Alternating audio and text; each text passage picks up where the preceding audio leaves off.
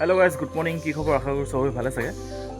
আজি দেখাব লৈছোঁ মানে মোৰ বুলেটখন যোনখন হয়, স্লাইন্সৰ পাইপডাল যোনডাল লগাইছিলোঁ, বহুতবাৰ চেঞ্জ কৰিবলগীয়া হৈছে। মই আছিলে সেইডাল মানে প্ৰায় চেঞ্জ কৰি থাকিবলগীয়া হয়। তাকে দেখাওঁ বুলি ভিডিঅ'টো বনালোঁ। চাওক গাইজ, মোৰ বুলেটৰ এইডাল যোনডাল হয়, এই পাতিটো মই কেইবাবাৰো চেঞ্জ কৰিছোঁ। আৰু এইবাৰ কি কৰিলোঁ মানে এই নট, ইয়াত যোনটো নট থাকে, এই স্ক্ৰুপটো খোল খাই গৈ থাকে কাৰণে মই এইটো ৱেল্ডিং কৰি দিলোঁ। আৰু কি হ'ল এতিয়া বৰ্তমান মোৰ চিলাইন্সৰ পাইপডাল এইডোখৰতে ছিগি থাকিলে।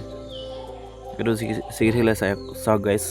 আৰু এইটো পূৰা হেভি লোহাৰ আছিলে, কিন্তু ছিগি থাকিলে। আৰু এতিয়া এইডোখৰত যদি খুলি দিয়া হয়, এইটো চাউণ্ডটো বহুত দিয়ে। আৰু এতিয়া এইডোখৰ কিনিব গ'লেও মানে দামটো বহুত, এইটো 800 টকামান পৰি যায় এইটো। আৰু লগা মেলা এটি বহুত পৰেগৈ ফিটিং কৰা এটি। আৰু এইটো কি হয়, স্ক্ৰুপ যদি নটটো টাইট কৰি দিয়া হয়, কিন্তু টাইট নহয়। আৰু কি হ'ল মানে কালি ক'ত লাগিলে নাজানো, কিন্তু চিলাইন্সৰ পাইপডাল ছিগি থাকিলে এইডাল। এতিয়া লগাব মানে বহুত অসুবিধা হয়। কাটিব লাগিব, কাটিং কৰি আকৌ ৱেল্ডিং কৰিব লাগিব, তেতিয়াহে খাব।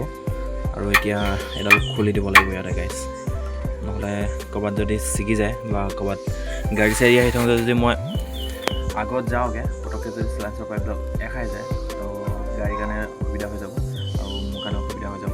তো সেইটো কাৰণে গাইজ খুলি পেলাওঁ বুলি ভাবিছোঁ।